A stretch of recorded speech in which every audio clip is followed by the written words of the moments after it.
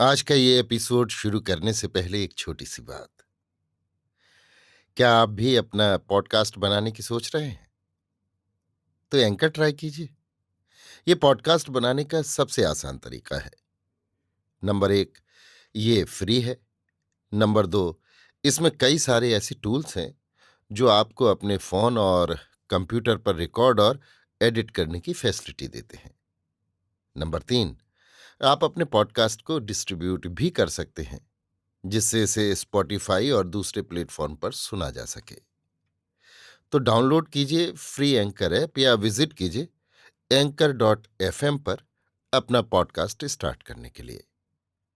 ये तो थी एक छोटी सी जानकारी, और अब शुरू करते हैं एपिसोड का सिलसिला। तो आज के एपिसोड में लीजिए सुनिए ना पार्थ सारथी के लिखे उपन्यास ये गली बिकाऊ नहीं का भाग 8, मेरी यानी समीर गोस्वामी की आवाज में। माधवी की विनती मानकर मुत्तु कुमरन ने उसके बारे में गोपाल से कुछ नहीं पूछा। पहले तो उसने मन में ठान लिया था कि गोपाल को आड़े हाथों ले और कह दे कि माधवी के हाथों खाना परोसवाना और जूठे बर्तन उठवाना मुझे कतई पसंद नहीं।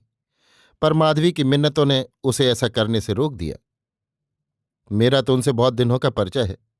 आप तो अभी नए नए आए। आप उनकी लाख लंगोटियां यार ही क्यों ना हो, मेरे साथ उनके बर्ताव का आप खंडन करने जाएंगे तो न जाने क्या फल निकलेगा। सो वो ख्याल छोड़ दीजिए। मुत्तु कुमरन माधवी की इन बातों का आशय समझते हुए इस निर्णय पर पहुंचा कि माधवी के खाना परोसने और जूठे बर्तन उठाने की बात की तह में जाने से माधवी के जीवन में खलल पड़ा। अतः अपने इन विचारों से उसने अपना हाथ खींच लिया। इसके अलावा अब वो धीरे धीरे गोपाल को समझ पा रहा था। मद्रास आने पर पहले दिन की मुलाकात में उसने गोपाल को उदार मना पाया था, पर वो निर्णय अब गलत निकल रहा था। बाहर से देखने पर गोपाल दरिया दिल लगता था, पर अंदर से तो दिल का खोटा, कपटी और घमंडी दीख पड़ रहा था। मद्रास जैसे बड़े शहरों में रहने वाले लोगों को बाहर से आने वाला औसत दर्जे का आदमी प्रथम दर्शन में उदार चेता पाता है, पर देखते देखते उसकी धारणा मिथ्या हो जाती है। उनके सौहार्द, करुणा और प्रेम के मूल में जो कारण छिपे हैं, जब उनका पता लगता है तो अपने अनुमान और निर्णय पर उसे पछताना पड़ता है। गोपाल के बारे में अब मुत्तु कुमरन की यही दशा हो गई।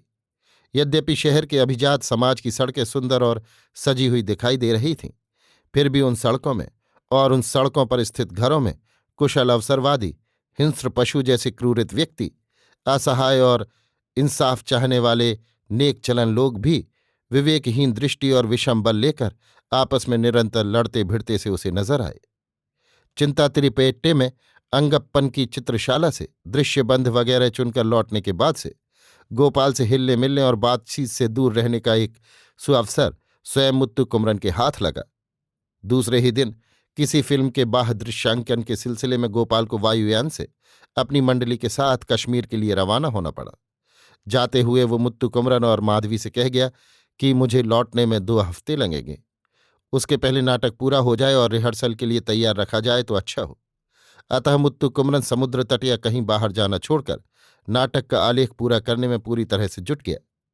माधवी भी उसकी पांडुलिपि की टंकित प्रति निकालने में अधिक ध्यान देने लगी। उन दिनों में मुत्तु कुमरन काफी रात गए जाग जाग कर भी नाटक लिखता रहा। वो रात को जो कुछ लिखता उसे भी माधवी दिन में ही टाइप करती। अतः उसका काम दोहरा हो गया। इस तरह 10-12 दिन न जाने कैसे बीत गए। कश्मीर जाने के 12वें दिन गोपाल के पास से मुत्तु कुमरन के नाम पत्र आया, जिसमें उसने पूछा था कि नाटक की प्रगति कहाँ तक हुई है। उस दिन मुत्तु कुमरन नाटक के अंतिम चरण में था।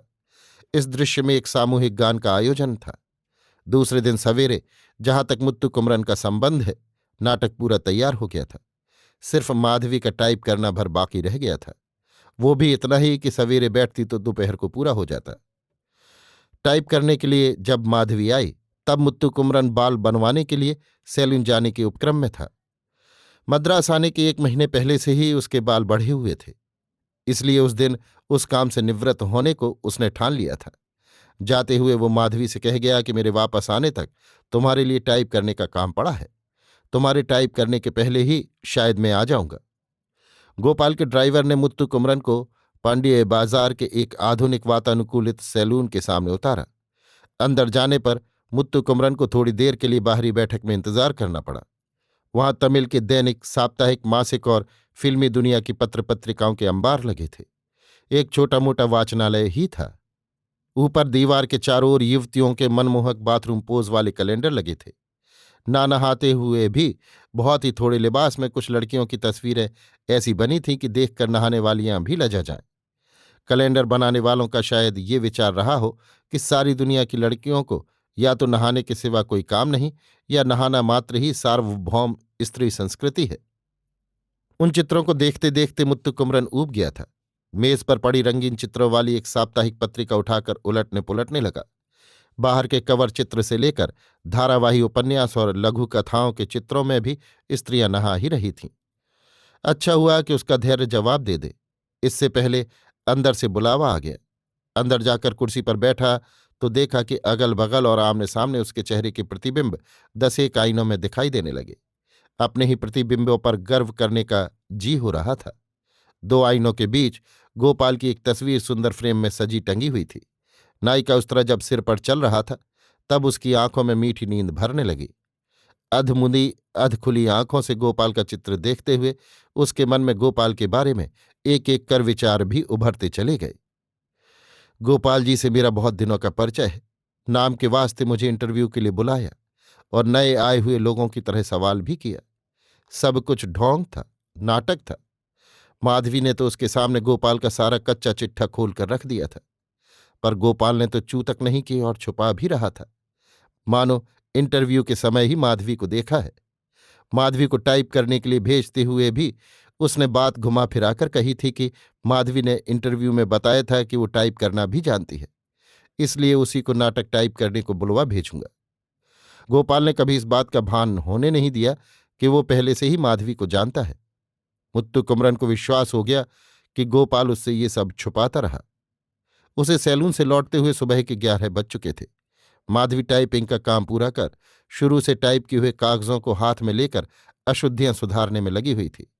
मुत्तु कुमरन सीधे स्नानागार गया और नहा धोकर कपड़े बदल कर लौटा। माधवी उस पर दृष्टि फेर कर बोली, एकाएक आप बड़े दुबले लगने लगे हैं। शायद बाल छोटे करवा लिए हैं। गौर नहीं किया।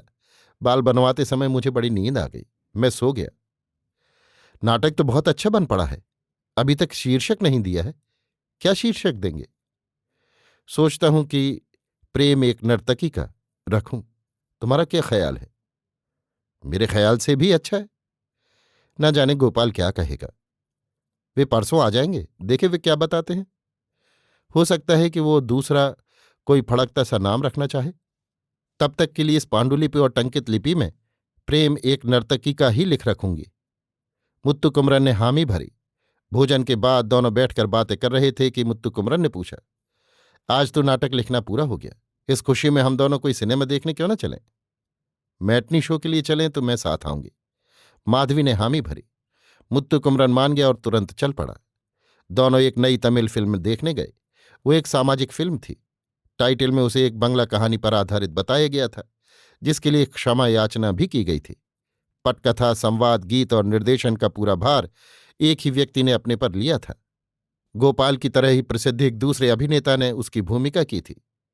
पुराने जमाने के बल्ली विवाह नाटक में बेलन यानी कुमार कार्तिकेय ब्याध और वृद्ध के भेष में जैसे एक ही व्यक्ति आया करता था, वैसे ही सामाजिक चित्र में भी पंजाबी, पठान और मारवाड़ी के भेष में उक्त अभिनेता ने तिहरी भूमिका निभाई थी। फिल्म देखते देखते मुत्तु कुमरन ने माधवी से एक सवाल किया। सभी चित्रों में न जाने क्यों एक ही आदमी अपने को सभी विधाओं में पारंगत दर्शाना चाहता है, जबकि हर विधा में अपने को अधूरा ही साबित करता है बेचारा। तमिल सिने जगत का ये अभिशाप है जो मिटाए नहीं मिटता। यहां अचानक कोई डायरेक्टर अपने चित्र के लिए कहानी लिखने लगेगा।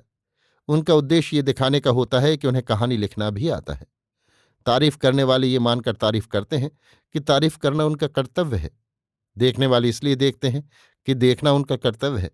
समालोचना करने वाले इसलिए समालोचना करते हैं कि समालोचना करना या तारीफ का पुल बांधना उनका कर्तव्य है। रुक क्यों गई, बोलो। डायरेक्टर को कहानी लिखते देखकर अभिनेता के मन में ये धुन सवार क्यों नहीं होगी कि हम भी कोई कहानी लिखें? तो वो कोई कहानी लिख मारेगा, फिर तारीफ करने वालों और समालोचना करने वालों के कर्तव्य जोर मारेंगे तो झक मार कर सबके सब मैदान में उतरेंगे।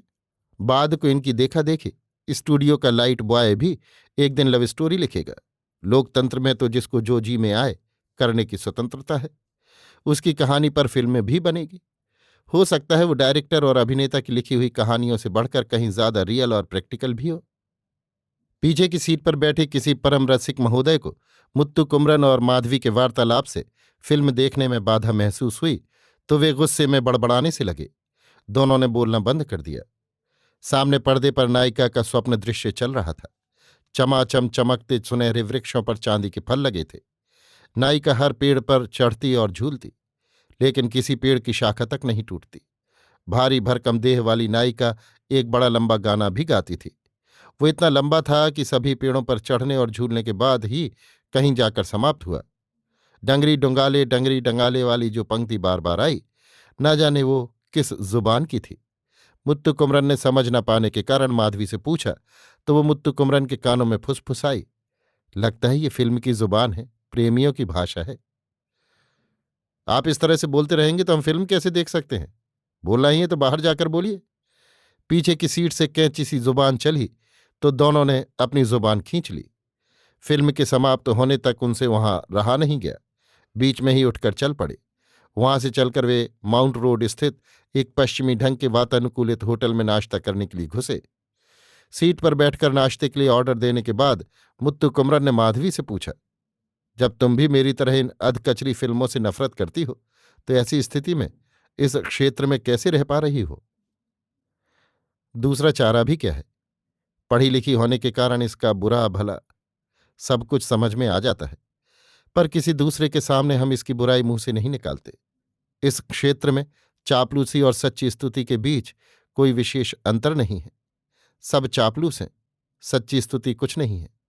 इसलिए फिक्र की कोई बात नहीं। अपने से जो बन पड़े उसे ईमानदारी से करना चाहिए और बाकी दूसरों पर छोड़ देना चाहिए।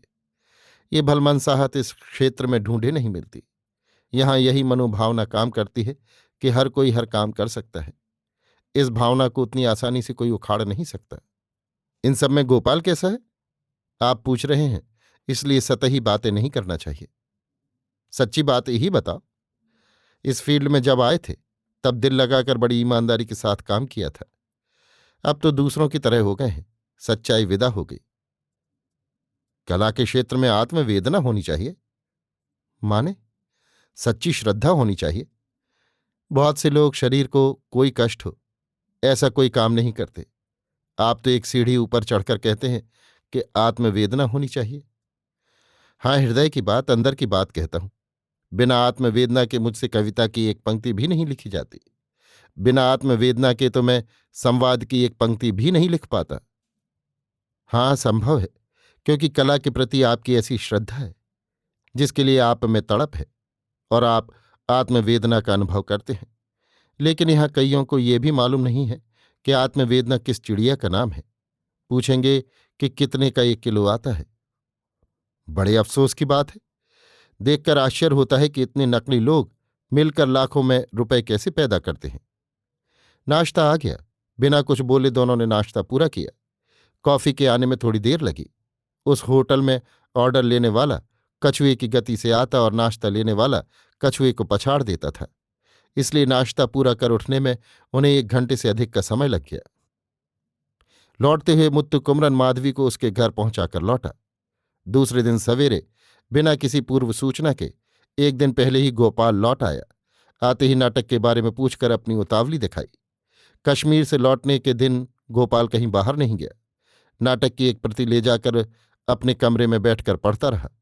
शाम को 6 बजे मुत्तु कुमरन को देखने आउट हाउस में आया। वहां माधवी और मुत्तु कुमरन बैठे बातें कर रहे थे। गोपाल को अचानक वहां देखकर माधवी भय भक्ति के साथ उठ खड़ी हुई। मुत्तु कुमरन को माधवी का ये भय नहीं भाया। नाटक पढ़ लिया। शीर्षक बदलना चाहिए, कोई दिलकश नाम ढूंढना चाहिए। हास्य का कोई स्कोप नहीं है, उसके लिए भी कुछ करना चाहिए। अरे उस्ताद, मैं कहता चला जा रहा हूं, तुम तो जवाब ही नहीं देते। इसमें जवाब देने को क्या है? तुम ही सब कुछ जानते हो। तुम्हारा जवाब चुभता सा लगता है। दिल का शीर्षक देने में और बीच बीच में हास्य को घुसेड़ने में हमारा जिलजिल बड़ा फनकार है। सोच रहा हूं उसके हाथ स्क्रिप्ट देकर दुरुस्त करवाऊं। छी छी, वो किस लिए? मेरे ख्याल में जिल से बढ़कर ऐसे कामों के लिए तुम्हारे पांडी बाजार के वातानुकूलित सैलून वाले हज्जाम ही ज्यादा काबिल हैं। तुम खिल्ली उड़ा रहे हो गोपाल, तुमने समझ क्या रखा है?